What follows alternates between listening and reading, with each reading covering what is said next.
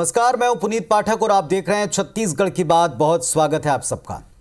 प्रदेश में मुख्यमंत्री के 2.5 साल के फॉर्मूले पर बिलासपुर में स्वास्थ्य मंत्री टीएस सिंहदेव से पूछे गए सवाल के बाद लगातार बढ़ते घटनाक्रम से छत्तीसगढ़ का सियासी पारा भर ठंड में गर्मा गया।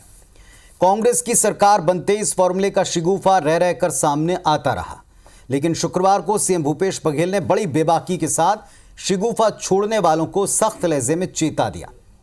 अब सवाल ये उठता कि आखिर ये 2.5 साल का बतंगड़ क्या है।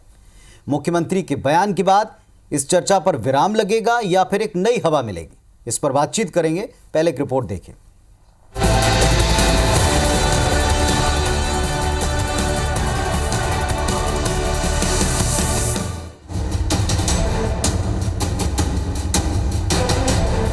हाईकमान बोले मैं तत्काल इस्तीफा दे दूंगा। आपसे बात करते हुए यदि फोन आ जाता है तो मैं चल दूंगा यहाँ से वापस। मुझे इस पद का मोह नहीं है। छत्तीसगढ़ के मुख्यमंत्री भूपेश बघेल का ये बयान उस सवाल पर आया जिसकी चर्चा इन दिनों सूबे के सियासी गलियारे में सबसे ज्यादा है। जी हां, पिछले कुछ महीनों सत्ता से जुड़े लोगों के बीच ये चर्चा लगातार हुई कि राज्य में मुख्यमंत्री का पद 2.5 साल के लिए 2 नेताओं को देने का फॉर्मूला हाईकमान ने तय किया था। इसे लेकर विपक्ष भी लगातार सीएम और कांग्रेस हाईकमान से बार बार सवाल पूछता रहा, लेकिन मुख्यमंत्री भूपेश बघेल ने इसका तीखा जवाब देते हुए ऐसे लोगों को छत्तीसगढ़ के विकास का विरोधी बताया और गलतफहमी पैदा करने वालों को सचेत रहने की चेतावनी तक दे डाली। कोई यदि इस प्रकार से गलतफहमी पैदा कर रहा है, चाहे कोई भी हो, तो उसको सचेत रहना चाहिए कि इस प्रकार से गलतफहमी पैदा करके प्रदेश का हित नहीं कर रहे हैं वो लोग। इधर कांग्रेस में अंदरूनी कलह की बातों को हवा देती आई बीजेपी को 2.5 साल के सीएम फॉर्मूले के सवाल पर मुख्यमंत्री के तीखे रिएक्शन के बाद ये फिर लगने लगा है कि इस बयान के बाद पार्टी में खींचतान बढ़ेगी। साथ ही बीजेपी का कहना है कि कांग्रेस आलाकमान को इस पर स्थिति साफ करनी चाहिए। वहीं कांग्रेस ने इस पर पलटवार करते हुए कहा कि बीजेपी को पहले अपना घर देखना चाहिए। जब टीएस सिंहदेव जी से पूछा गया था कि 2 साल के कार्यकाल और 2 साल के कार्यकाल की क्या बात हुई, क्या भूपेश का 2 साल पूरा हो गया है, उन्होंने ये कहा कि हाईकमान यदि चाहेगा तो जो बंद कमरे में वादा हुआ था उसका क्रियान्वयन हो सकता है। अब इसमें नाराज होने की जरूरत नहीं है, इसमें चिढ़ने की जरूरत नहीं है। यदि ऐसी बात कोई हाईकमान ने किया तो उसका क्रियान्वयन होता है कि नहीं, देखेंगे आगे। प्रदेश में बात जोरों पर चर्चा हो रही है कि आखिर इसका क्या होगा आने वाले समय में। मुझे ऐसा लगता है इस विषय में पार्टी के जो हाईकमान हैं उनको ये स्पष्टीकरण देना चाहिए और ये बता देना चाहिए कि 2.5 साल वाला कार्यकाल उनके द्वारा तय किया गया नहीं किया गया, और दूसरा मुख्यमंत्री कौन रहेगा इस बात को हाईकमान को निर्धारित करनी चाहिए। हमारा जो भी निर्णय होता है वो हाईकमान करती है। जिस तरीके से इस प्रदेश के मुख्यमंत्री जी काम कर रहे हैं और काम को परिणाम भी जनता दे रही है कि हम 3 उपचुनाव, दंतेवाड़ा उपचुनाव, चित्रकूट उपचुनाव और मरवाही जो कि बहुत ही हाई प्रोफाइल चुनाव था उसको 38,000 वोटों से जीतना, इसका मतलब जनता ने मुख्यमंत्री जी के काम को सराहा है। एक तरफ भूपेश सरकार अपने 2 साल का कार्यकाल पूरा करने का जश्न मनाने की तैयारी में है। मंत्रियों को सरकार के काम जनता तक पहुंचाने की जिम्मेदारियां सौंपी गई हैं, तो दूसरी तरफ मुख्यमंत्री के 2.5 साल वाले फॉर्मूले पर बहस छिड़ गई है। इस बहस से जुड़े कई सवाल हैं। मसलन 2.5 साल के फॉर्मूले की बात कौन याद दिला रहा है? क्या वाकई ऐसा कोई फॉर्मूला अमल में आना है? क्या कोई है जो पार्टी को भीतर से कमजोर करना चाहता है? इस बहस का पटाक्षेप कब, कौन और कैसे करता है, ये सबसे अहम सवाल है। रायपुर से सौरभ सिंह परिहार के साथ ब्यूरो रिपोर्ट, IBC 24। तो साल के अंत में वैसे सर्दी का मौसम शबाब पर है, सर्दी बढ़ रही है, लेकिन इस एक विषय ने, इस एक चर्चा ने माहौल को बड़ा गर्मा रखा है। इस पर गर्मा गर्म बहस भी हो सकती है। चर्चाओं का दौर तो चल ही रहा है। बातचीत करेंगे। हमारे साथ में doctor Shirish Chandra Mishra ji, managing editor IBC 24 के हमारे साथ हैं। राजेंद्र तिवारी जी हैं, कांग्रेस पार्टी के वरिष्ठ नेता। संजय श्रीवास्तव साहब हैं, भारतीय जनता पार्टी के मुखर प्रवक्ता। चर्चा करेंगे इन सब से और पूछेंगे कि दरअसल ये बतंगड़ शुरू कौन कर रहा है, कहां से उठ रहा। लेकिन उसके पहले मुख्यमंत्री ने एक बार फिर बड़ी बेबाकी से कहा कि बिल्ली के बाग से चीका नहीं फूटेगा, निशाना साधा है। सुनवाते हैं आपको।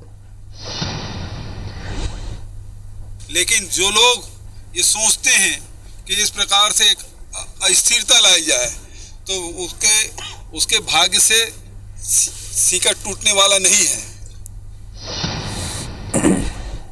चलिए, तो अब बिना देर के अपने पैनल से जुड़ते हैं और चर्चा की शुरुआत करते हैं। शुरुआत करेंगे डॉक्टर श्रीश चंद्र मिश्रा जी से। श्रीश जी, ये पहले भी शगुफा उठता रहा है बार बार, अब भीतर से है बाहर से, ये पार्टी तय करे, लेकिन फिलहाल इसने माहौल गर्मा रखा है, किस तरह से लिया जाए? देखिए पुनीत जी, इस पूरे घटनाक्रम को यदि आप देखें तो 2 साल पहले शुरू होता है। चूँकि भूपेश जी ने मैदान पर उतर के लड़ाई लड़ी, टीएस सिंहदेव घोषणा पत्र बनाने में थे, अपने एक क्षेत्र को साध रहे थे। भूपेश बघेल ने पूरे प्रदेश में राज्य सरकार के खिलाफ एक माहौल खड़ा करने का जो काम किया, जिसके कारण कांग्रेस दोबारा खड़ी हुई। जो नंद कुमार पटेल का अधूरा काम था उन्होंने छोड़ा। अब बात आती है, ये मामला अभी क्यों गर्मा रहा है? क्या होता है कि लगातार ऐसा कुछ चल रहा था कि लोग 2.5 साल के फार्मूले की बात कर रहे थे, 2.5 साल के फार्मूले की। तो जब 2 दिन पहले स्वास्थ्य मंत्री से किसी ने वहाँ पर बिलासपुर में लोकल पत्रकार ने वहाँ पूछा, हालांकि प्रदेश स्तर का अखबार है, राष्ट्रीय स्तर का अखबार है, उसके एक संवाददाता ने जब पूछा तब उन्होंने इस बात का उत्तर दिया कि कोई 3 दिन के लिए भी मुख्यमंत्री बनता है, कोई 15 साल के लिए भी बनता है, और वो तो जब भी मैं बनना चाहूँगा, जब विधायक बनूंगा तो मंत्री बनना चाहूँगा, स्वास्थ्य मंत्री बनना, इस तरह की बात की। चूँकि स्पष्ट रूप से उन्होंने चीज़ों को डिनाई नहीं किया था, और मुझे लगता है कि जब ये मामला बढ़ने लगा तो मुख्यमंत्री को लगा कि लगातार 2 साल से ये बातें हवा में तैर रही हैं, इसका एक माकूल जवाब दिया जाए। और उन्होंने आज जिस तरह से रायपुर में बोला, फिर आप देख रहे हो कि वहाँ पर भी जाकर बोला, सरगुजा में भी जाकर, कोरिया में भी जाकर बोला। इसका मतलब है कि मुख्यमंत्री चाह रहे हैं कि इस तरह की बातें लोग फैला रहे हैं उसका पटाक्षेप हो। दूसरी बात, 2.5 साल के फार्मूले की बात उधर लागू होती है जहाँ पर 2 पार्टियों की कोएलिशन गवर्नमेंट होती है। जैसे आपने उत्तर प्रदेश में भी देखा और कई राज्यों में इस तरह के प्रयोग हुए हैं, जिसको लेकर जम्मू कश्मीर में आपने देखा। तो ऐसे राज्यों में इस तरह का प्रयोग होते हैं जब कोएलिशन गवर्नमेंट होती है, 2 अलग अलग पार्टियों की सरकार होती है। जब एक ही पार्टी की सरकार होती है तो इस तरह की बातें कभी सुनने में नहीं आती। वो एक कोई समझौते के तहत नहीं होता, फिर उसकी परिस्थितियां दूसरी होती है। जैसे उमा भारती का हटना था मध्य प्रदेश में, चूंकि वो तिरंगा यात्रा वाले विवाद में फंस गई थी, तो इसलिए पार्टी को उनको हटाना जरूरी था। और ऐसी जब परिस्थितियां बनती वो बातें अलग हैं, लेकिन कोई पार्टी में इस तरह का एग्रीमेंट की बात ना तो अभी तक इतिहास में सुनी गई है, और ना ऐसी बात कभी प्रैक्टिकल। ये कोई कार की ड्राइविंग नहीं है कि आधी दूर तक तुम गाड़ी चला लो, आधी दूर तक मैं गाड़ी चलाऊंगा। इसलिए सीएम ने साफ तौर पर बोला कि, और उन्होंने ये भी बोला कि उनको पद से कोई मोह नहीं है। साफ तौर पर इतनी बेबाकी से कौन बात कर सकता है? लोग जब पद पर होते हैं तो वो इस तरह की बात करते हैं कि आला कमान तक वो बात करके छोड़ सकते थे। उनको ये बोलने की आवश्यकता नहीं थी कि मैं अभी प्रेस कॉन्फ्रेंस के दौरान जो जिसमें मीडिया उनसे बाइट ले रहा था कि उस दौरान भी यदि फ़ोन आ जाएगा तो मैं छोड़ दूंगा। इतनी बेबाकी से कौन व्यक्ति बात कर सकता है? इतनी बेबाकी से वही व्यक्ति बात कर सकता है जिसको खुद पर कॉन्फिडेंस होता है। तो उनको मालूम है कि उनका काम कैसा है, और इस तरह की बातें वो लोग करते हैं या इस तरह का प्रदर्शित करने की बात की जाती है ताकि लोगों में एक मैसेज जाए कि यहाँ पे सरकार स्टेबल नहीं है। लेकिन यहाँ पर तो जिस मेजॉरिटी के साथ कांग्रेस गवर्नमेंट है और मुख्यमंत्री जिस तरह से काम कर रहे हैं, तो मुझे नहीं लगता कि इस तरह की बातों के लिए कोई जगह होनी चाहिए। अब इस मामले में जब आप बात करेंगे बाकी भारतीय जनता पार्टी के लोगों से और कांग्रेस से, राजेंद्र तिवारी जी भी बैठे हुए हैं, तो आपको पता चलेगा कि वास्तविक में स्थिति क्या है। तिवारी जी से अब सीधे एक सवाल पूछते हैं। तिवारी जी, आप तो न केवल प्रदेश की सियासत बल्कि कांग्रेस की जो केंद्र की राजनीति है उसमें भी काफ़ी पैठ रखते हैं। ये दरअसल बतंगड़ बना कौन रहा है? भीतर से क्या कोई है, जैसा विपक्ष का आरोप है, कोई बाहर से लगातार इस फिराक में है कि कुछ ऐसा हो और उन्हें लाभ मिले? बिल्कुल ठीक कहा पुनीत जी, और डॉक्टर श्रीश मिश्र ने जो बात कही है वो बात उल्लेखनीय भी है। मैं उनकी बात को भी उद्धृत करके कहना चाहूंगा कि ये कोई मिलीजुली सरकार नहीं है, गठबंधन की सरकार नहीं है जहां इस तरह की बात हो। मैं एआईसीसी का मेंबर भी हूं, इसलिए बड़ी गंभीरता से बात करूंगा और सिरे से इस बात को खारिज करता हूं, ये 2.5 साल वाली बात को। सबसे इंपॉर्टेंट बात यह है, आपने मुझसे पूछा कौन फैला रहा है। कुछ दिनों से कुछ चुनिंदा पत्रकार और बहुत बड़ी संख्या में भारतीय जनता पार्टी के चुनिंदा नेता इस बात को आग देने में, इस बात को फैलाने में लगे हुए हैं पिछले काफी समय से। आपको याद होगा कि 6-8 महीने पहले सरोज पांडे जी ने यही बात कही थी कि मुख्यमंत्री जी अपनों से घिरे हुए हैं। तो भाई मुख्यमंत्री जी अपने से नहीं घिरे रहेंगे तो क्या विरोधियों से घिरे रहेंगे? तो जनता के बीच में घिरे रहते हैं, बाहर कांग्रेस भवन में आते कांग्रेस कार्यकर्ताओं से घिरे रहते हैं, सरकारी काम में जाते हैं तो सरकारी अधिकारियों से घिरे रहते हैं। तो मगर ये तो गनीमत है कि हम 70 के साथ में बैठे हैं, नहीं तो वहां बैठे माननीय अमित शाह जी न मालूम क्या क्या करें। देखिए, पहली बात तो ये है, मैं सिलसिलेवार जल्दी से बताना चाहूंगा। जिस समय भूपेश बघेल जी यहाँ पर मुख्यमंत्री के रूप में पदासीन हुए तो बहुत सारी चुनौतियां थी। हमको किसानों के कर्ज की माफी देनी थी। हमारे नेता राहुल गांधी ने 22 अक्टूबर की सभा में घोषणा किया था कि 10 दिन के भीतर कर्ज माफी होनी चाहिए। उन्होंने 2 घंटे के भीतर किया।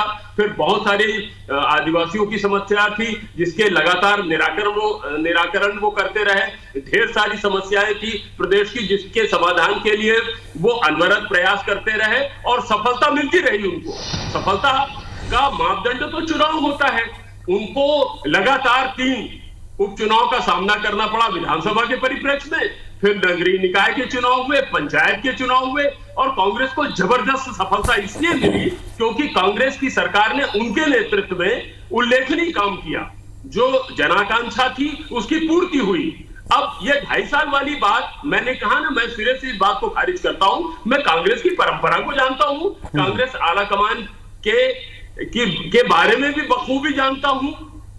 इस तरह का किसी प्रकार का आज तक मैंने राजनीतिक जीवन में नहीं देखा कि 2 साल 2.5 साल तुम बैठो फिर बाद में किसी और को किया जाएगा।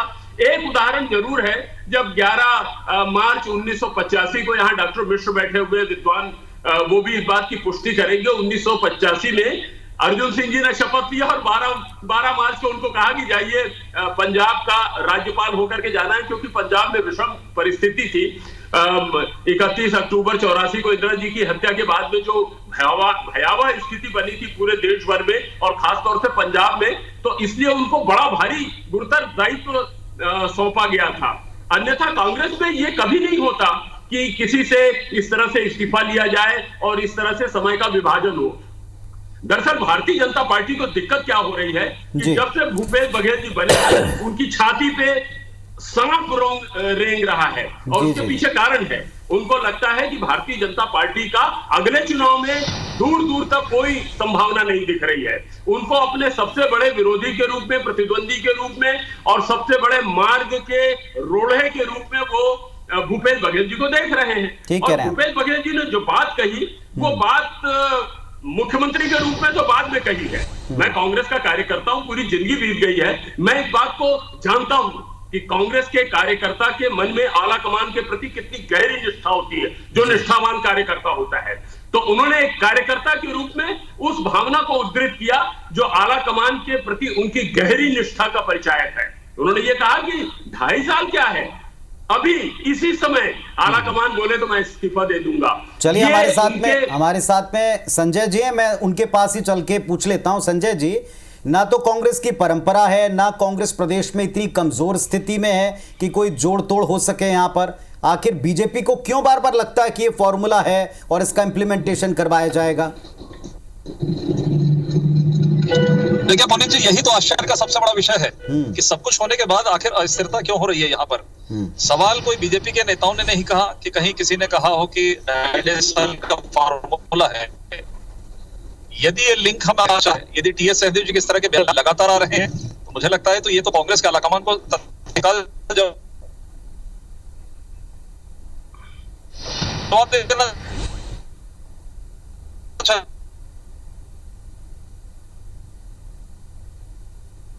चलिए, संजय जी का संपर्क हमसे फिलहाल थोड़ा कट के हम उनकी आवाज सुन पा रहे हैं। संजय जी, आप ट्रैवल कर रहे हैं, आपकी आवाज हमारे दर्शकों तक साफ साफ नहीं पहुंच पा रही। अगर आप जुड़े हैं तो आप अपनी बात पूरी रखें।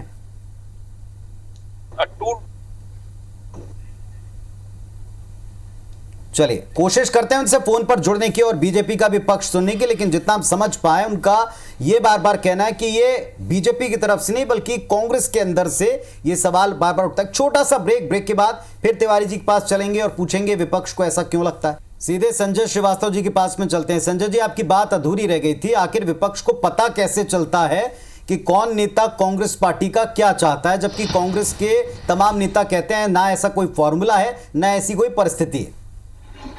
देखिए पुनीत जी, सबसे पहले मेरी आवाज आ रही है कि नहीं, चेक कर। बिल्कुल बिल्कुल, अब आ रही है आपकी आवाज। आ रही है ना, ठीक है, धन्यवाद। देखिए ऐसा है पुनीत जी, देश की आजादी के 70 वर्षों में यह अनुभव हमेशा से रहा है कि कांग्रेस की सत्ता की जो राजनीति रहती है वो यही रहती है कि जिस तरीके से अंतर्कलह और अंतर्द्वंद लगातार कांग्रेस पार्टी के अंदर में रहता है। आज न तो कोई बीजेपी का नेता बोल रहा है, न कोई डिमांड है, न ही हमने विपक्ष के नाते ये किया कि मुख्यमंत्री इस्तीफा दे।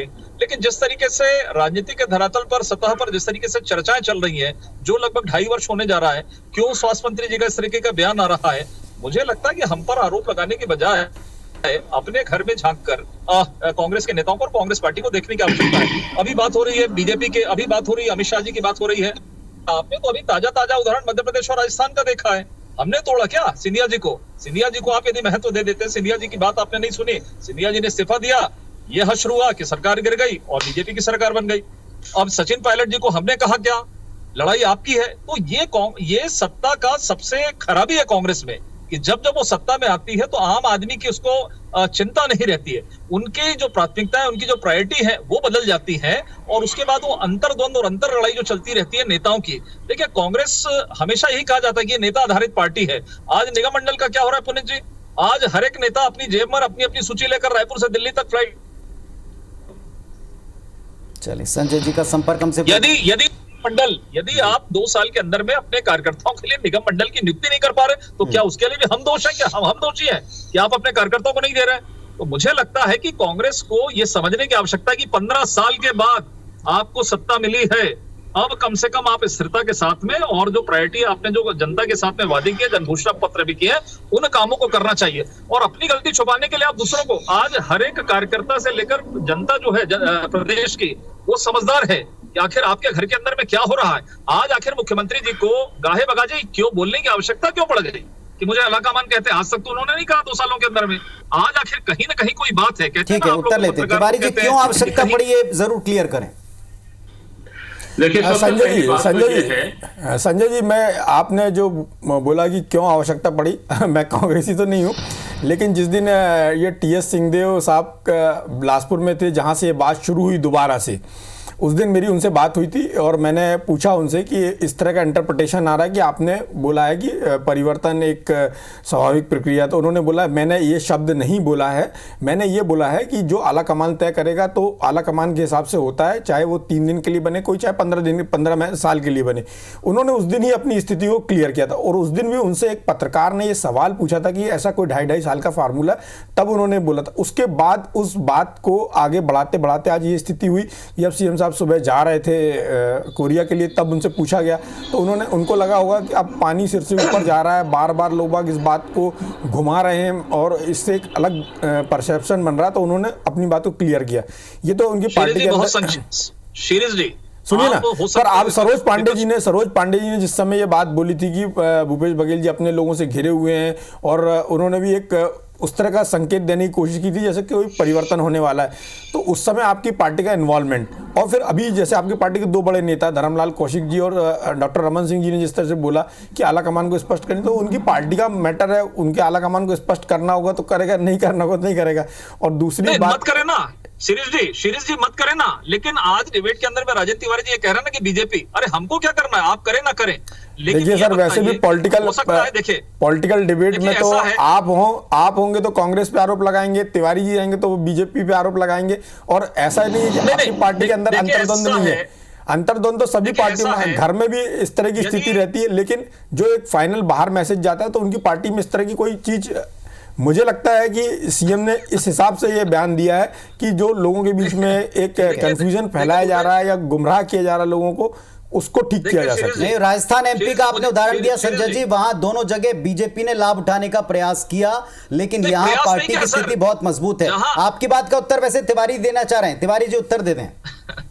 सबसे पहली बात तो यह है कि बहुत कुछ डॉक्टर सुरेश मिश्र ने क्लियर किया टीएस सिंहदेव जी से बात करके। मैं आपको उद्धृत करना चाहूंगा, अभी थोड़ी देर पहले आपने डॉक्टर रमन सिंह जी के वक्तव्य को दिखाया कि मतलब मुझको यकीन नहीं होता कि भारतीय जनता पार्टी के इतने बड़े नेता इतना मिथ्या वचन कहेंगे, इतना झूठ कहेंगे। उन्होंने टीएस सिंहदेव को कहा कि टीएस सिंहदेव जी ने ये कहा कि 2.5 साल रहेगा करके, और उसका खंडन पूरी तरह से अभी डॉक्टर मिश्र कर रहे हैं। दरअसल इस बात को समझने की आवश्यकता है कि भारतीय जनता पार्टी ऐसा क्यों कर रही है। वो इसलिए कर रही है कि जिस तरह से भूपेश बघेल जी काम कर रहे हैं, मैंने पहले ही कहा कि इनकी छाती पे सांप लौट रहा है। और एक बात और कहना चाहूंगा कि मेरा स्पष्ट आरोप है, ये कुछ दिनों से जानबूझ करके इस तरह की बात फैलाई जा रही है, और जो फैला रहे हैं वो लोग किसान विरोधी 10 सेकंड में कमेंट करें संजय जी, क्यों बीजेपी जानबूझकर ये बातें फैला रही है? जब सरकार देखिए हमारी छाती में सांप नहीं लौट रहा है, ये तो कांग्रेस के नेता है जो पद के पीछे लौट रहे हैं। ये जानते हैं कि आने वाले 3 साल के बाद सरकार नहीं बनने वाली है, तो हर एक व्यक्ति जानता है जो मुख्यमंत्री के दावेदार थे कि हम मुख्यमंत्री बन जाएं, और विशुद्ध रूप से ये कांग्रेस की आंतरिक लड़ाई है। ये तमाम झूठ बोलने का इनके पास पीएचडी है, कांग्रेस के पास में लड़ाई आपकी है, आप अपनी पीएचडी तो इन्होंने टीएस सिंहदेव जी को समझा लेना, अरे टीएस बाबू को समझा ले।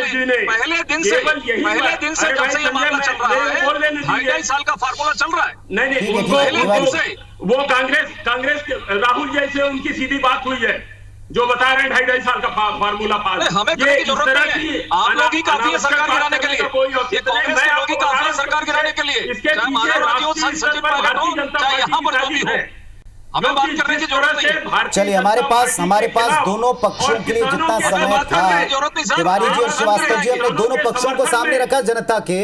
अब ये छाती पर सांप लूटने वाला मैटर है या भीतर से बतंगड़ बनाने वाला मैटर है, इसका पटाक्षेप होने जा रहा है या ये चर्चा लंबी छिड़ती है? फिलहाल तो 2 साल के कार्यकाल को जनता के बीच पहुंचाने के बीच में ये सवाल उठा कौन रहा है, पहुंचा कौन रहा है, ये बातें क्लियर कितनी जल्दी होती है इस पर नजर रहेगी। आप सबका धन्यवाद चर्चा में जुड़ने के लिए। नमस्कार।